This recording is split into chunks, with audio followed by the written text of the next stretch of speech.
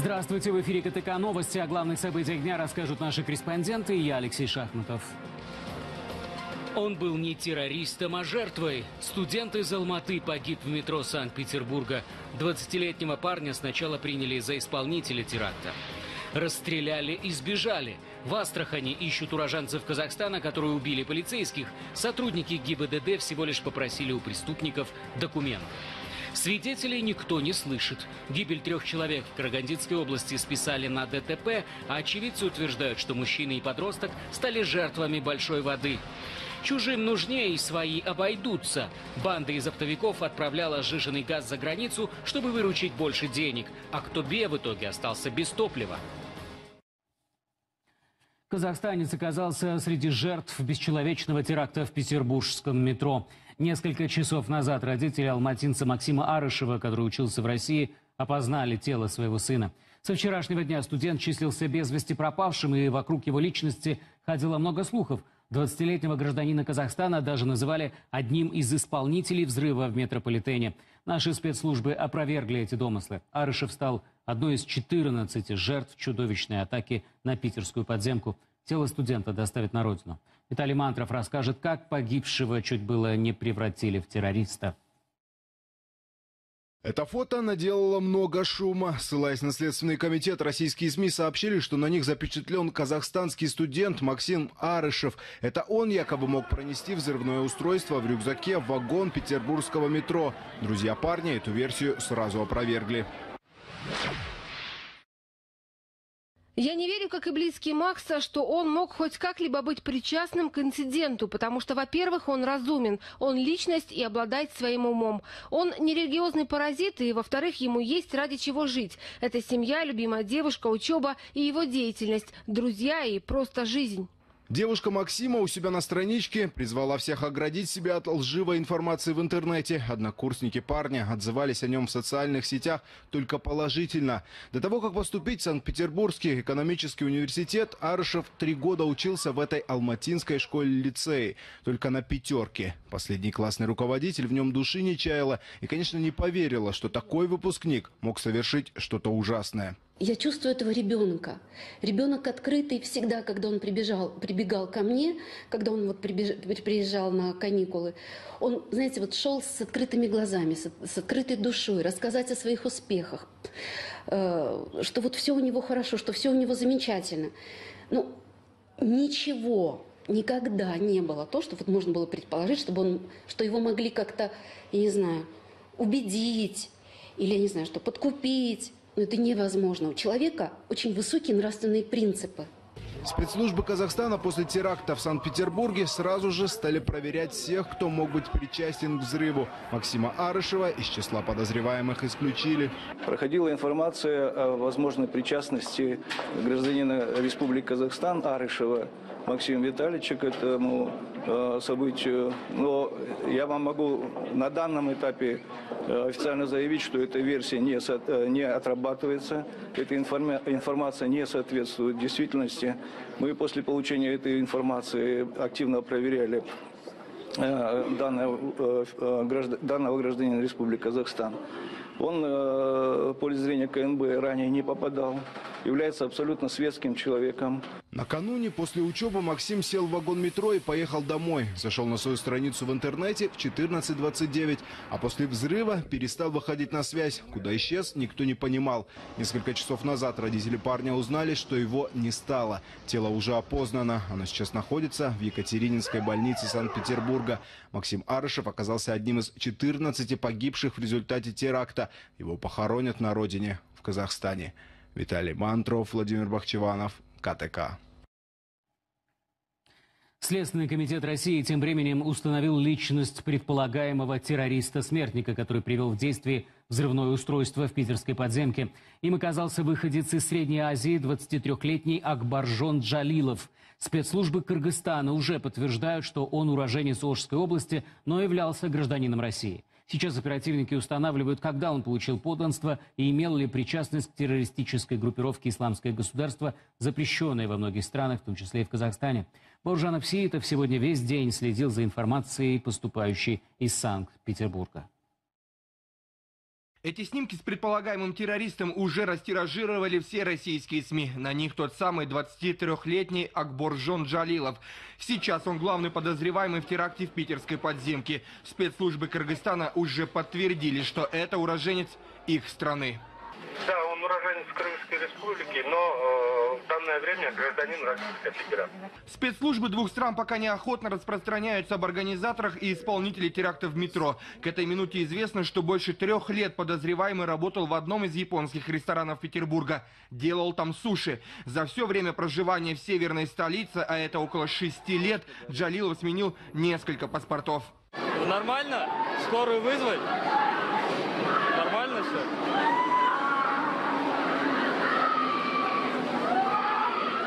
Правоохранители не исключают, что у Джалилова могли быть сообщники. Сейчас устанавливается круг его общения и связи, а также допрашиваются родители 23-летнего парня, которые проживают в Кыргызстане. Отмечу, что после взрыва в метрополитене полицейские задержали еще несколько человек, которые, возможно, были причастны к трагедии. Но в интересах следствия их имена не разглашаются. Взрывное устройство мог привести в действие мужчина, фрагментированные останки которого были обнаружены в 3-м вагоне поезда. В настоящее время следователи продолжают допросы, проводят осмотр, в том числе и записей с камер видеонаблюдения. Назначен ряд экспертиз, среди которых взрывотехнические, генетические и другие.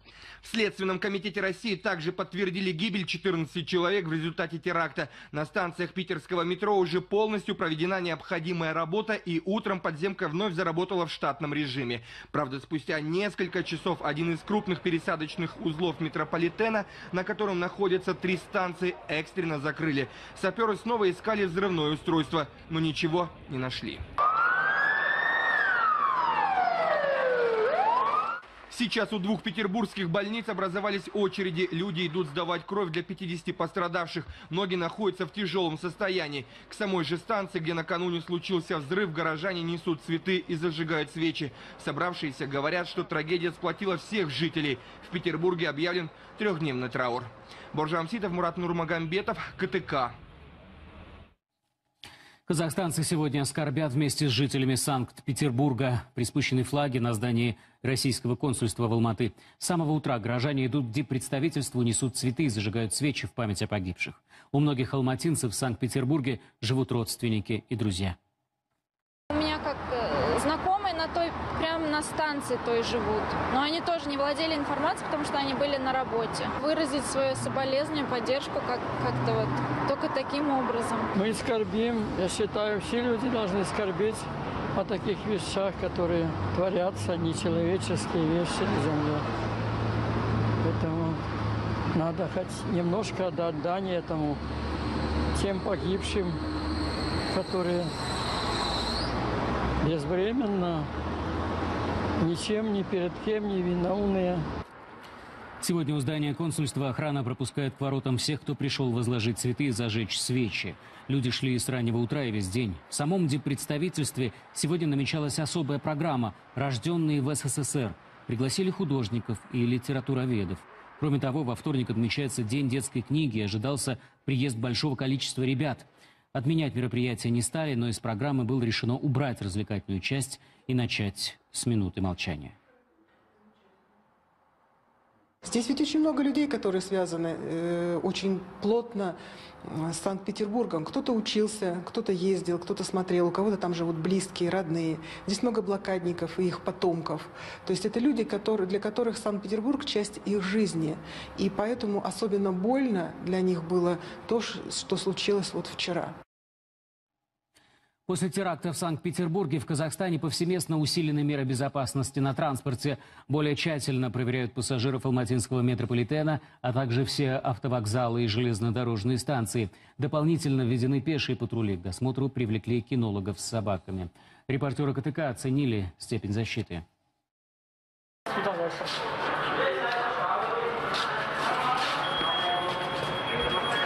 На станциях алматинского метрополитена сегодня тщательно проверяют всех без исключения пассажиров. Чтобы попасть к поездам, горожанам необходимо показать содержимое карманов и просканировать сумки. Досмотр в подземке действовал и раньше, но после взрыва в Санкт-Петербурге меры безопасности усилили. В обычном режиме досмотровой контроль пассажиров охватывает почти 90%. Со вчерашнего дня проверяются все без исключения. То есть всех пассажиров с багажом и ручной кладью мы просим пройти через арки металлоискателей, через рентген-телевизионные установки. Дополнительно применяются портативные детекторы и ручные металлоискатели. На платформах всех 9 станций дополнительно введены пешие патрули. На дежурстве 113 сотрудников службы транспортной безопасности. Эта мера необходима, говорят специалисты. Только с начала года у пассажиров алматинского метро было обнаружено 7 предметов, запрещенных к провозу. В основном горожане пытались пронести кухонные и складные ножи. Кроме того, практически на всех станциях работают кинологи с собаками. Они осматривают помещения, работают и в вагонах. К усиленному досмотру алматинцы относятся с пониманием. Мне страшно. Вот я сегодня еду, думаю, а вдруг и у нас такое будет. Что случилось в Ленинграде, да? Все знают событие такое ужасное, да, для всех. Это такое горе. Люди потеряли своих близких. Меры безопасности сегодня усилены и на автовокзалах. На работу во вторник вышли все сотрудники службы охраны. Для пассажиров оставили открытым только один вход. Каждому необходимо пройти через металлодетекторы и рентген-установки. Дополнительно сотрудники службы охраны вышли тоже с отдыхающей смены. А также с Авозовского рода служба полиции нам выделили экипаж. Дополнительно он здесь путем патрулирования помогают нам. А также кинологи с собаками ходят. На сегодняшний день обстановка спокойная у нас. На железнодорожных вокзалах ситуация проще. Здесь досмотр ведется только у входа. Служба безопасности сканирует багаж пассажиров. Если в сумке окажутся запрещенные предметы, то их владельцу придется объясняться с сотрудниками полиции. Тщательно досматриваем пассажиров, особо которые вызывают подозрения. Работаем в штатном режиме, все спокойно, никакой паники нет. Усиленный режим безопасности на транспорте будет действовать в Казахстане до особого распоряжения. Из-за роста террористической угрозы обслуживающие компании просят пассажиров с пониманием отнестись к тотальному контролю. Виталий Ковалев, Мурат Шинасилов, КТК, Алматы. И теперь к другим новостям. Уроженцев Казахстана, подозреваемых в тяжком преступлении, разыскивают в России. Алибек Гизатов, Ахмед и Ильяс Магомедовы оказались причастны к убийству полицейских, произошедшему в Астрахани. Уроженцы Казахстана, еще 5 мужчин, стали участниками аварии. Их микроавтобус столкнулся с легковым автомобилем. Но когда на место ДТП приехали инспекторы, они открыли по правоохранителям огонь. Это произошло в момент оформления протокола. После того, как мужчины убедились, что сотрудники ГИБДД не подают признаков жизни, преступники забрали табельное оружие и покинули место преступления. В Астрахани объявили план «Сирена». Поиском преступников занимается весь личный состав полиции. Вот что нам сообщили в Следственном управлении по Астраханской области. В настоящее время на месте происшествия работает следственно-оперативная группа. При тесном взаимодействии сотрудников Следственного управления с УФСБ и УМВД России по Астраханской области устанавливается местонахождение подозреваемых. Расследование дела продолжается. В Карагандинской области в селе Нуркен продолжают поиски 2 братьев, унесенных потоком паводковой воды. 4 спасателя обследуют место, где все произошло. Результатов пока нет. Ну а в соседнем поселке похоронили 3 жителей, которые погибли в ДТП из-за перелива на дороге. В обоих случаях сотрудники ЧС в первую очередь винят самих погибших. Наш корреспондент Айгерим Бухтаева передает с места. В поселке Нуркен Каркаралинского района уже 3 суток неспокойно. Все это время здесь ищут 2 братьев. Мужчины отправились на пастбище и пропали. Односельчане считают, что их лошади не устояли перед сильным течением и скинули их в воду. Уже 3 сутки, никакого результата. Почему они не могут найти наших братьев? Да, течение, но это же не море, чтобы невозможно было их найти. 1 машина, лодка и 4 человека в резиновых сапогах. Как они найдут их? У нас не 1, у нас 2 родных человека пропали. Если верить спасателям, то сегодня на поиски братьев наконец отправили дополнительные силы. А в соседнем селе Бесуба выясняют подробности другой трагедии, в которой местные винят непогоду. На проселочной дороге под воду вдруг стал уходить ВАЗ, в салоне которого были 14 человек. Всем им пришлось спасаться на крыше, но машину накрыло волной. В итоге погибли 56-летний водитель, его 19-летний сын и 13-летний мальчик из соседнего аула. В тот вечер Булату позвонил Аким. Он сказал, что нужно ехать на дежурство. Если с той стороны будут к нам ехать, то не пропускать их, а людей перевезти на своей машине. Он думал, что его УАЗ сможет там пройти. И теперь мой покойный муж еще и сам виноват, что поехал по приказу. Страшная трагедия произошла на этом самом месте. По официальной информации, водитель не справился с управлением и слетел в кювет. Поэтому это ЧП в Акимате никак не связывают с паводками. Спасатели рапортуют, пролив на дороге был всего 10-15 сантиметров. Однако метровые глыбы говорят скорее об обратном. Сельчане, которые были в тот момент в салоне, это только подтверждают. Все произошло вот здесь. Дорогу смыло и машину перевернуло на бок. Это не ДТП. Это произошло из-за перелива. Непонятно, почему говорят, что виноват водитель. Когда вода заполнила УАЗ, мы пытались посадить женщин и детей на крышу. И в этот момент Булата, водителя, унесла вода. Машину пострадавшие удерживали потом целых 5 часов, пока не пришла помощь. Сельчане на лошадях самостоятельно эвакуировали 11 человек. Тела 3 унесло на километр. К слову, некоторые участники происшествия до сих пор находятся в больнице из-за переохлаждения. Только после трагедии, которая унесла жизни 3 человек, местные власти разрушили основную дорогу и обеспечили пропуск воды, а также отсыпали объездной путь. К слову, на момент случившегося это была единственная дорога до села Бесоба. В этом районе, в этой зоне, именно на территории данных населенных пунктов отсутствует какая-либо связь. Через определенное время, пока они не были доставлены в населенный пункт, и уже по городской или там районной телефонной связи было оповещено. Как такового резкого потепления в регионе еще не было, но люди уже во всем винят стихию. Родственники пропавших братьев, к слову, в чудо не верят. Единственное, о чем просят чиновников, не оставлять их наедине с разгулявшейся непогодой. Агирин Бухтаева, Николай Колесниченко, КТК, Карагандинская область. Тем временем МВД в экстренном порядке перебрасывает спасателей в Кустанайскую и Северо-Казахстанскую области. По прогнозам синоптиков, уже через несколько дней в этих регионах ожидается резкое потепление. Власти не исключают, что это приведет к подтоплению населенных пунктов. Бахтияр Даркеев о паводковой ситуации в стране.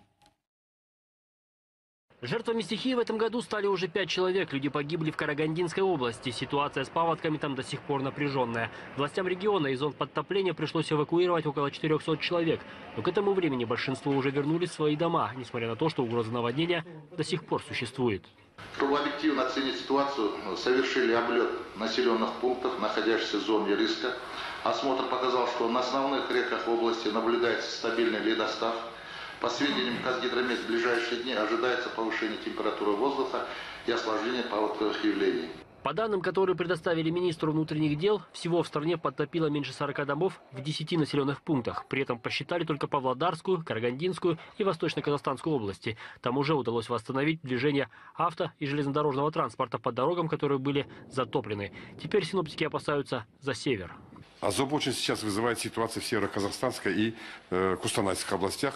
По прогнозам данным Гидромета, эти регионы находятся в зоне высокого риска подтопления. В связи с этим мы сейчас все силы перебрасываем в эти регионы. Только в Северо-Казахстанской области в зоне риска около 100 сел. Власти на местах заявляют, к неожиданностям готовы. В зоне возможного подтопления находится 93 населенных пункта. Сегодня мы все подготовительные работы проводим. Свыше 1000 единиц специальной техники за счет сельхозпредприятий подготовлено, оборудование соответствующее. Пик ожидаем с 12 по 15 апреля, когда будет повышенная температура в ночное время. Но премьер-министр заранее остался недоволен и вспомнил погибших карагандинцев. Сагитаев призвал акиматы действовать жестче. Может быть, тогда обойдется без человеческих жертв. Если ситуация в каком-то регионе, в каком-то населенном пункте складывается очень сложная, то нельзя нам ограничиваться просто простым предупреждением. Надо уже ставить посты, запрещать. Это же такие элементарные вещи. Мне кажется, где-то вот упускаем работу, хоть и каждую неделю обсуждаем, селектора проводим, вот где-то все равно вот такие моменты появляются, и мы людей теряем. Обидно. И вот спустя несколько часов, сразу же после слов премьера, представители Казахавтодора распространили информацию о том, что в 4 регионах страны ограничено движение автотранспорта. Произошло это в Павлодарской, Карагандинской, Восточно-Казахстанской и Южно-Казахстанской областях. На дорогах в этих регионах проводятся укрепительные работы и круглосуточно дежурят спасатели. Бахтияр Даркеев, Владислав Водев, Роман Расулов, Столичное бюро, КТК. Министерство юстиции Казахстана рассказало, как собирается возвращать деньги, похищенные Виктором Храпуновым. Дело, напомню, в скором времени будет рассматривать суд Калифорнии. Если казахстанская сторона выиграет, беглый Аким может лишиться своего имущества и в других странах мира. В Калифорнии есть имущество, которое можно реализовать и в последующем перепродать, компенсировать ущерб. Любое решение, которое примет суд США, можно будет принести в другую юрисдикцию мира. То есть, где бы ни спрятал Храпунов свои активы, это решение можно принудительно принести в эту страну и принудительно исполнить. Речь идет о 4 шикарных виллах и автомобилях, а также долей в бизнесе. Это только в Калифорнии. В общей же сложности, по данным следствия, Храпунов похитил из страны $300 миллионов. Деньги эти он выручил на незаконной продаже земли в Алматы, акимом которой тогда являлся. Дела против Храпунова и его семьи сейчас ведут и в Швейцарии, и в Штатах. Первый иск в Америке отклонили еще 3 года назад. И вот Министерство юстиции добилось положительного решения в суде высшей инстанции. В США, уточнил Бекетаев, будет гражданский процесс. В Швейцарии же нацелены на уголовное производство. При этом глава ведомства отметил, что доказать преступление Храпунова и его семьи будет непросто. Схемы вывода денег были довольно сложными, а сделки проводились через офшорные компании. Мы прервемся на рекламу и через несколько минут продолжим новости на КТК. Чужим нужнее, и свои обойдутся. Банда из оптовиков отправляла сжиженный газ за границу, чтобы выручить больше денег. А кто бе в итоге остался без топлива. Толкай пока молодой. Школьники западного Казахстана вручную пробивают себе дорогу до родного поселка и становятся звездами интернета. Хотят быть услышанными. Родители глухонемых детей просят выдавать им дополнительный слуховой аппарат. Когда первый выходит из строя, дети на время ремонта снова погружаются в тишину.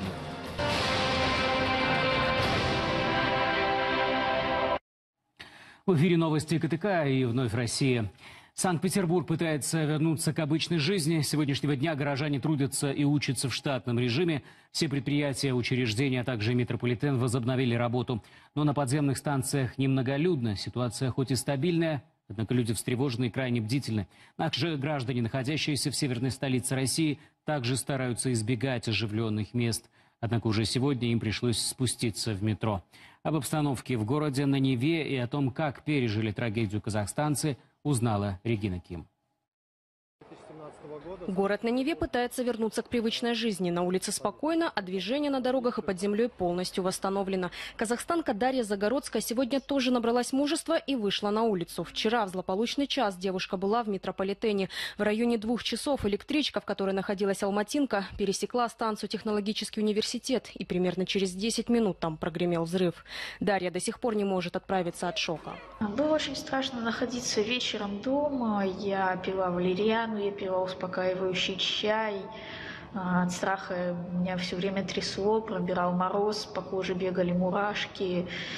Было очень страшно ложиться вечером спать. Демиля Уристимбаева из Актубе учится в Санкт-Петербургском морском техническом университете на вечернем отделении. Обычно в обыденное время она спускается в метро, чтобы добраться до своего вуза. В момент взрыва девушка, к счастью, была еще дома. Я уже собиралась выходить, мне позвонила тетя и рассказала о том, что прогремел взрыв. На самом деле не хотелось, конечно, в это верить. Я решила проверить, зашла в интернет, но, к большому сожалению, это оказалось правдой. Через некоторое время Дамиля все же отправилась в университет на машине. Рассказывает, все пассажиры из метро поднялись на поверхность. На дорогах творился хаос, однако впечатление на казахстанку произвели не автомобильные пробки. В момент трагедии Петербург оправдал право называться культурной столицей. Петербуржцы вчера показали всю свою человечность. Они просто водители проезжали на машинах мимо переполненных остановок, так как автобусы, трамваи, троллейбусы, все было переполнено, и останавливались и просто довозили людей до нужного им места совершенно бесплатно. Также некоторые кафе, рестораны предлагали горячие напитки людям, которые проходили, шли просто несколько километров. Под землю сегодня спустились те, кому не по карману пересесть из общественного транспорта на такси, а именно пенсионеры и студенты, говорит алматинец Эдуард Хан. Метро заработало в штатном режиме, все станции открыты. Но несмотря на это, людей все равно мало. Показов наверное, в 3 меньше, чем вот в обычные дни. Многие до сих пор боятся передвигаться по подземным метро.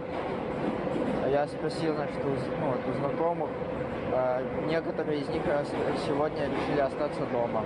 Казахстанец уточнил, что в метрополитене увеличили количество охраны. Служащие стоят у входа на улице, у турникетов и на платформах. Однако тотальной проверки нет, и все проходит в обычном режиме. Несмотря на то, что контроль в метро усилили, то есть никаких собак не было, люди просто проходят через металлоискатели, через рамки, и все. Проверяют выборочно, но людей очень мало, поэтому в основном охрана просто стоит и следит за народом. Казахстанцы, как и граждане многих других стран, сегодня тоже несут цветы к станциям Технологический университет и Сенная площадь. Регина Ким, КТК.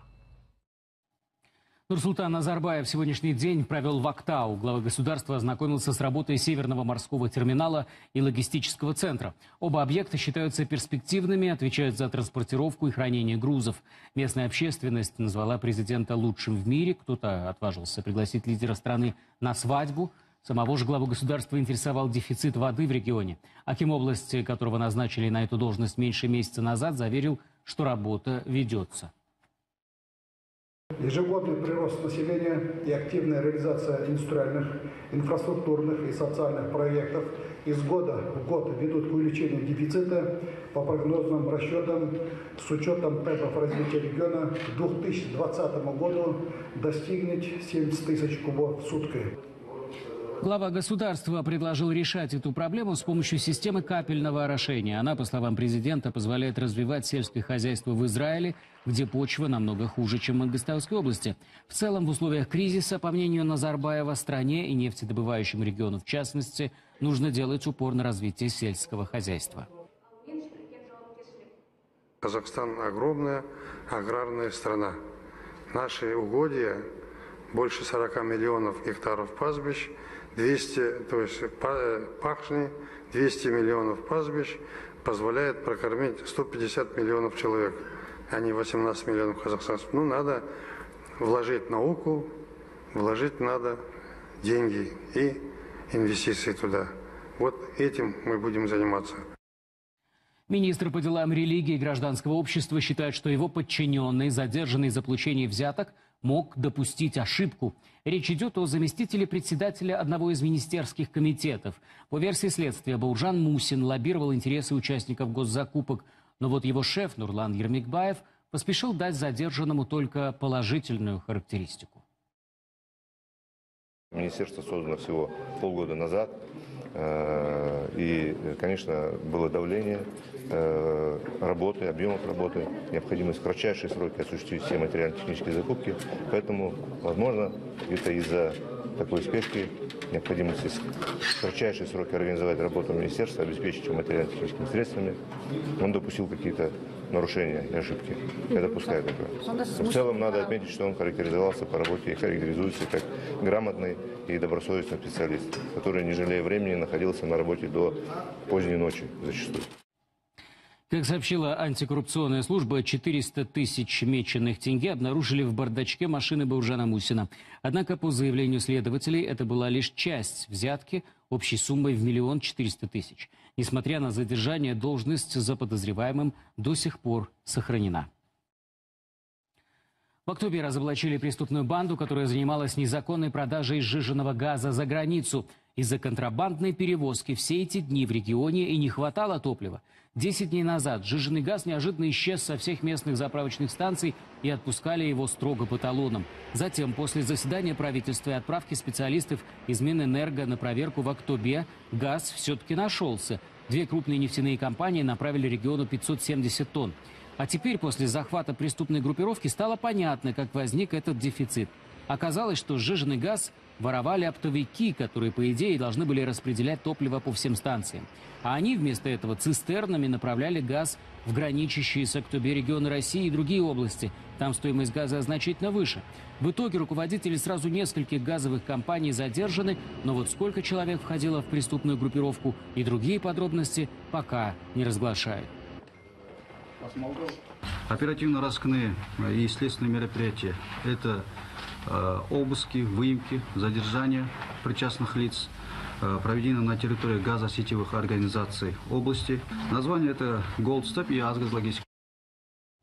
Семье погибшего кочегара в Шахане выплатят $1 000 000. Кроме того, жене и 2 дочерям Майрамбека Жейнбаева могут выделить подведомственное жилье, в котором жили до взрыва.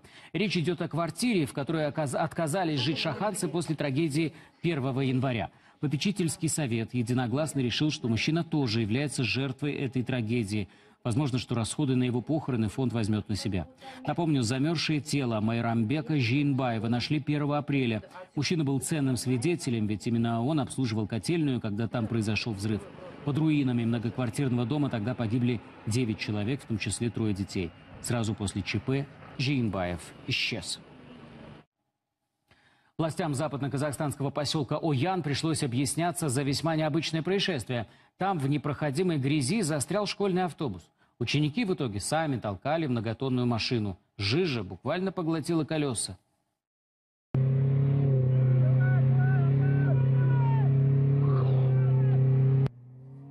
Школьники возвращались с соревнований, которые проходили в соседнем селе. Чтобы добраться до дома, старшеклассникам пришлось толкать УАЗик до самого поселка. По этим топям не могут проехать даже внедорожники. Всего в таком состоянии 38 километров дороги. Отчаявшиеся люди разместили видео в социальных сетях. На негодование сельчан ответил и аким Таскалинского района Санжар Алиев. Он попытался успокоить население тем, что не только в их районе дороги в таком состоянии. И пообещал, что в этом году трассу обязательно будут ремонтировать.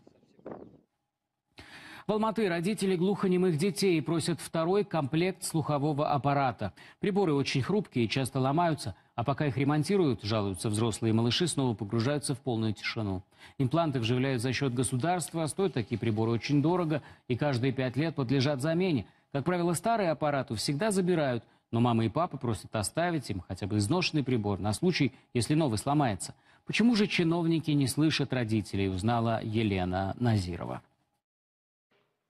3-летний Илья начал слышать только после операции. В голову ребенку вживили имплант и надели слухоречевой процессор. Лишиться его даже на время для мальчика значит полностью оглохнуть. Но аппарат часто ломается, и родители вынуждены отдавать его на ремонт. На это время дети снова погружаются в полную тишину, и вся работа по реабилитации малышей сводится к нулю, жалуются взрослые. Естественно, это для ребенка большой стресс.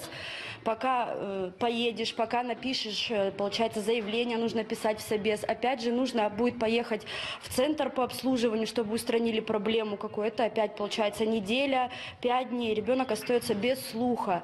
Благодаря этому аппарату дети впервые смогли услышать голос матери. Но когда он ломается, детям сразу не хватает общения. Ребенок очень резко реагирует на это. Маме очень сложно его успокоить. Купить такой аппарат на замену многим не под силу. Каждый из них обошелся государству в 3,5 миллиона тенге. Раз в 5 лет его меняют. Но даже новый процессор родителям приходится неоднократно ремонтировать и порой за свой счет. Этот проводок, он очень хрупкий. Он может за месяц 2-3 раза сломаться. Он стоит 18 тысяч тенге. Раньше у детей было 2 аппарата. В случае поломки одного его заменяли другим. Но с января этого года старые процессоры начали изымать и передавать на хранение в резервный фонд. Его создание в Минтруда объясняют желанием охватить всех пациентов, оставшихся без речевого прибора. Для Казахстана крайне важно создание этого резервного фонда, и родители должны знать, что в случае поломки речевого процессора, утери, утраты, они могут обратиться и совершенно бесплатно получить с этого резервного фонда этот речевой процессор.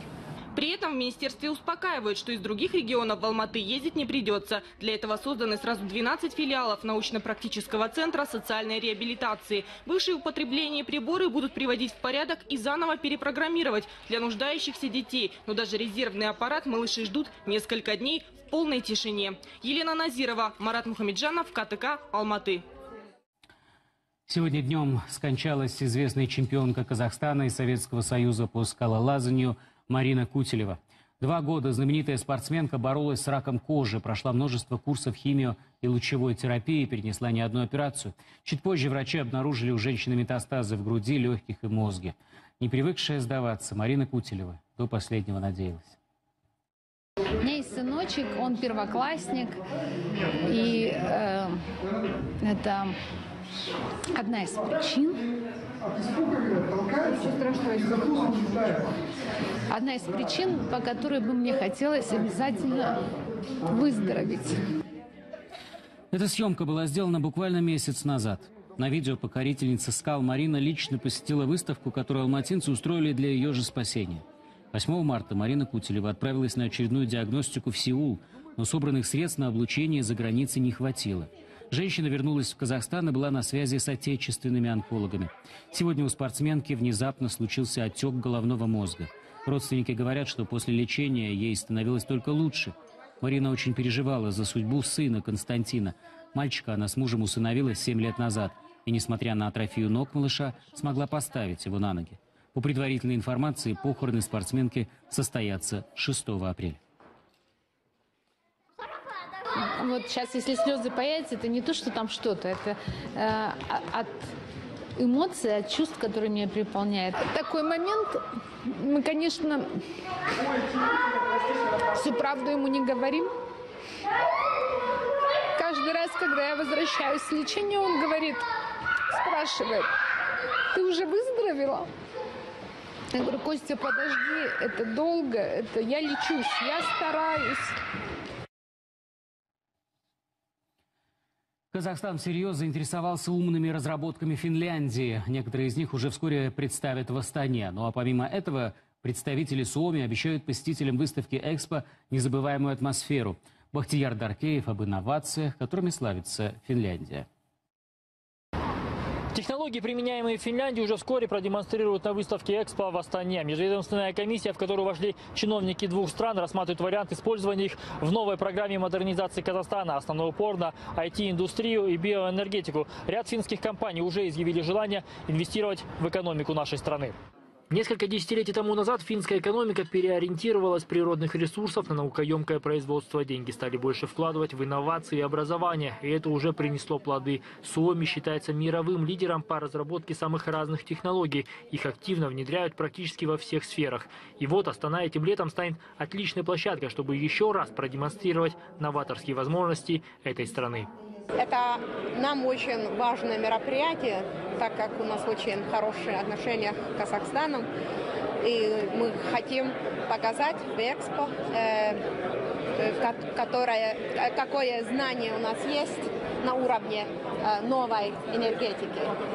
Страну на Экспо будут представлять 50 ведущих финских компаний. Их умные разработки разместятся в павильоне площадью почти 400 квадратных метров. Финны обещают, что там воспроизведут даже эффект северного сияния. Гостям павильона также расскажут о разработках в области переработки мусора, строительства экодомов, а также в производстве антибактериальной мебели. О чистой энергии, которой посвящена Экспо 2017, в Финляндии знают не понаслышке. Отчасти это из-за небольшого количества твердых полезных ископаемых.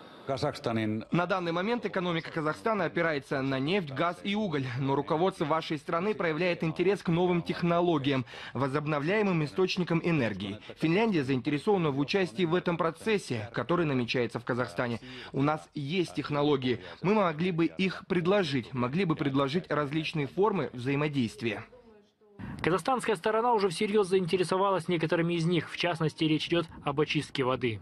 На Кашагане требуются дополнительные мощности, потому что добыча будет расти, попутную воду они же тоже тащат. И после, когда завод проходит, завод по очистке нефти проходит, потом нужно все равно очищать эту воду. Вот, и поэтому мы будем активно привлекать их технологии тоже. Экспо в Астане станет не только демонстрацией возможностей стран-участниц, но и даст реальный шанс познакомить иностранцев с культурой нашей страны. Посетить летом Казахстан смогут тысячи туристов благодаря новому прямому сообщению с Suomi. Одним из первых с выставкой познакомится финский Санта-Клаус Йоллупуки. Бахтияр Даркеев, Роман Расулов, КТК, Финляндия. Наш эфир продолжит новая серия документального ретро